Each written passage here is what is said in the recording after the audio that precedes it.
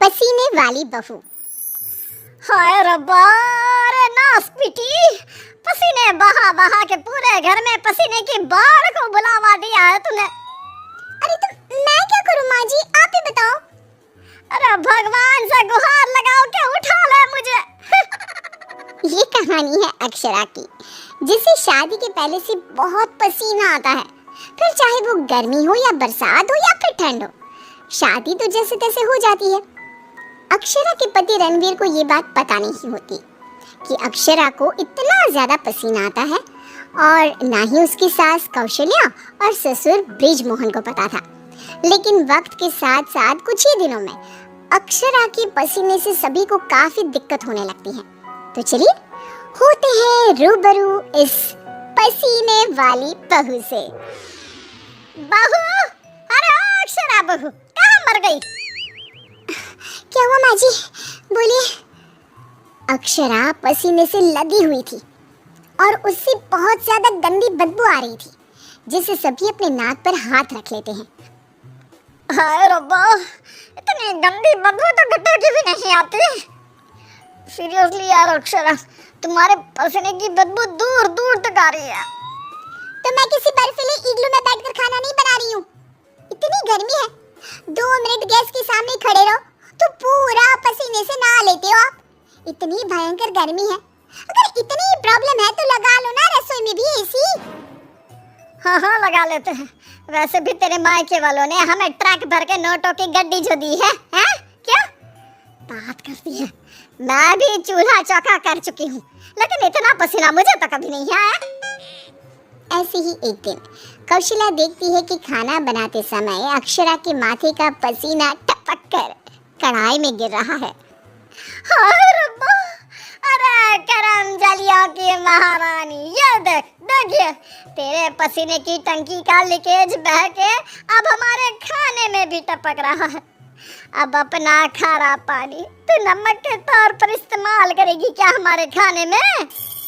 माँ जी, मैंने जानबूझ के नहीं किया है। और रही बात पसीने की टपकने की, तो इसी बहाने ये गट्टे की सब्जी ना और भी नमकीन और स्वादिष्ट हो जाएगी मेरे पसीने की मिलावट से। छी छी छी छी, मैं जा रही हूँ बाथरूम, क्योंकि मुझे तो तेरी बातों को सुनकर और ये खाना देखकर ही उल्टी आ रही है। आज तो कुछ नहीं पकाएगी। आज हम तीनों तुझे छोड़कर बसंत भोजनालय चले जाएंगे। तू अकेले ही चखते बैठ अपने पसीने से भरे हुए ये व्यंजन। अगले दिन जब रणवीर दफ्तर से घर आता है, तभी वो अपने कमरे में अक्षरा से कहता है, अक्षरा, कल बॉस की वाइफ का बर्थडे है, इसलिए उन्होंने हमें खास न्योता दिया है, तो तुम और मैं कल पार्टी में जाएंगे। मैं ब्लैक कोट पहनूंगा, तो तुम ब्लैक साड़ी पहन लो। ओके पति जी, और कोई आदेश? नहीं, आदेश नहीं, लेकिन एक रिक्वेस्ट है। वैसे तो पार्टी में एसी होगी, लेकिन फिर भी ना, तुम पूरी परफ्यूम की बोतल को अपने ऊपर छिड़कते ही चलना। एक क्या, मैं तो कहता हूँ 5 चाय बोतल को छिड़क लो ना, क्योंकि अगर किसी ने तुम्हारे पसीने की बदबू को सूंघ लिया ना, तो फालतू में सीन क्रिएट हो जाएगा वहाँ पर, ठीक है? मुंह टेढ़ा करके अक्षरा जवाब देती है, ठीक है, लगा लूंगी, खुश। अगले दिन पार्टी के लिए अक्षरा सच में 5 परफ्यूम की बोतल को अपने ऊपर छिड़क कर सच धज के रणवीर के साथ पार्टी में चली जाती है।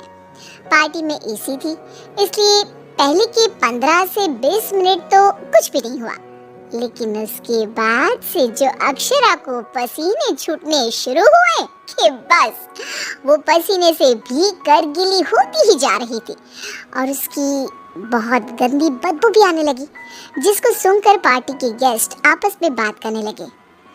अरे ये इतनी गंदी बदबू कहाँ से आ रही है? शायद किसी के जुराबों की गंदी बदबू है ये। जुराबे नहीं, मामला कुछ और ही है जनाब। इतनी बड़ी 5 स्टार पार्टी में पता नहीं कहाँ से घुस गया कोई गटर का कीड़ा। तभी रणवीर अक्षरा को धीरे से कहता है, तुमने कहा था ना परफ्यूम, पाउडर और साबुन से 10 बार नहाना। लेकिन तुम्हें तो पता है ना कि मुझे पसीने छूटते ही हैं, चाहे कितना भी कुछ भी कर लूं। और उनकी ये बात बगल में खड़ी एक बूढ़ी औरत सुन लेती है और वो बवाल मचा देती है। अरे बाप रे, ये गंदी महक तो यहाँ से आ रही है। रणवीर की बीवी से देखो तो पूरे कपड़े भीग गए इसके पसीने से। सभी रणवीर और अक्षरा पर बहुत हंसते हैं। रणवीर घर जाने के बाद अक्षरा को खूब डांटता है। मिला देना पानी में मेरी पूरी मेहनत से कमाई हुई इज्जत। अरे अक्षरा बहू, किस मिट्टी की बनी हो तुम, जो पसीने का झरना बहता ही रहता है तुम्हारे बदन से 12 महीने और 2400 घंटे नॉन स्टॉप। अरे अभी तो इस कलमुही के कलेजे को ठंडक पड़ी होगी। लोगों के कुंडली में मार्किश दोष होता है, लेकिन हमारी बहू की कुंडली में पसीना दोष है। अक्षरा को अपने ससुराल वालों की बातें सुनकर बहुत बुरा लगता है, लेकिन फिर भी वो कुछ नहीं कहती और अपने पसीने बहने को अपनी गलती मानकर चुप रह जाती है।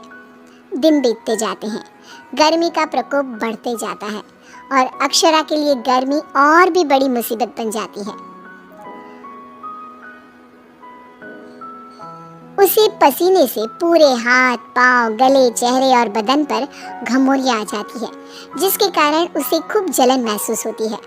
बहुत जलन हो रही है। माँ जी ने एसी का रिमोट भी छुपा के रखा है, इसलिए ताकि मैं एसी ना लगाऊं और बिजली का बिल बच जाए। मम्मी जी, बहुत आग लग रही है।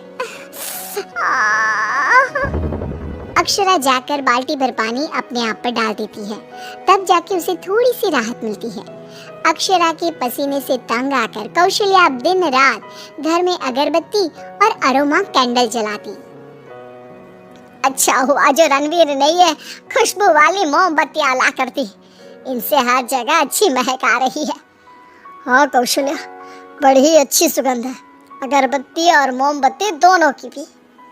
लेकिन तभी वहां पर बाजार से सामान लाकर पसीने से लदी हुई अक्षरा आ जाती है और उसके पूरे बदन से बदबू आ रही थी और बाल तो पूरे पसीने से भीग गए थे और फर्श पर पसीने की बूंदें भी टपक रही थी। और ये बदबू इतनी तेज होती है कि मोमबत्ती और अगरबत्ती की महक को फेल कर देती है। हाय रब्बा, आ गई करम जली। इसके बदन के पसीने ने तो इतनी महंगी सुगंध वाली मोमबत्ती और अगरबत्ती के खुशबू के दांत भी खट्टे कर दिए। बाहर इतनी भीषण गर्मी है मम्मी जी, ऐसा लग रहा है मानो हम किसी ओवन में बंद हो गए हो और केक की तरह बेक हो रहे हो। दिन ब दिन अक्षरा का पसीना दुश्वार कर देता है सबका जीना। कभी वो सोते समय पूरे बेड के साथ साथ साइड में रखे हुए रणवीर की इम्पोर्टेंट फाइल्स को अपने पसीने से भिगा देती, तो कभी वो गर्मी से अपने बालों में हुए जुओं को गलती से खाने में मिला देती। हाय रब्बा, आज तो हद ही हो गई, खाने में जुए। अक्षरा बस बहुत हुआ, अब और नहीं। अब तुम सीधा अपना बैग पैक करो और अपने मायके शिफ्ट हो जाओ। बिल्कुल सही कह रहा है रणवीर, हमें नहीं चाहिए ऐसी पसीने वाली बहू। अक्षरा रोने लगती है और कहती है, ठीक है मैं चली जाती हूँ, फिर कभी इस घर की दहलीज पार नहीं करूंगी, बाय। अक्षरा रोंदी सूरत लिए घर से निकल जाती है। शाम में जब रणवीर अक्षरा के मायके फोन लगाता है, तब उसे पता चलता है कि अक्षरा तो अब तक घर गई ही नहीं। इस बात को सुनकर रणवीर, कौशल्या और ब्रिजमोहन तीनों डर जाते हैं और चिंताग्रस्त हो जाते हैं। हाय रब्बा, अब कहाँ ढूंढे हम अक्षरा बहू को। मुझे एक जगह पता है मम्मी, जब भी अक्षरा का मूड ऑफ होता है तो वो वहीं पर जाकर बैठती है। रणवीर, कौशल्या और ब्रिजमोहन तीनों एक नदी के किनारे जाते हैं, जहां रात के अंधेरे में अक्षरा नदी की साइड की बेंच पर बैठे हुए बिलख बिलख कर रो रही थी। रणवीर तुरंत जाकर अक्षरा के गले लग जाता है और उससे तीनों माफी मांगते हैं। अक्षरा, हमें माफ कर दो, तुम्हें पसीना आना नेचुरल है, लेकिन तुम जानबूझकर नहीं करती हो ये, और हमने तुम्हें गुस्से में क्या क्या नहीं कहा। हाँ अक्षरा बहू, प्लीज माफ कर दे बेटा। तेरे इस पसीने को ना मैं यूं मिनटों में चुटकी बजाकर आयुर्वेदिक और घरेलू उपायों से भगा दूंगी, तू देखना बेटा। हाँ, और अगर उससे भी ना होए तो मेरे पहचान में मेरा एक डॉक्टर दोस्त है, तुम्हारे इस पसीने की तकलीफ का हम सब मिलकर डट कर सामना करेंगे। Thank you. देर से ही सही, आप लोगों को मेरा दर्द समझ में तो आया। मैं बहुत लकी हूँ कि मुझे आप जैसे ससुराल वाले मिले। इस तरह ससुराल वाले आयुर्वेदिक उपायों से अक्षरा के पसीने की तकलीफ को मिटा देते हैं और अब उसे मामूली पसीना ही आता है और वो एक सुखी और चैन भरी जिंदगी बिताने लगती है।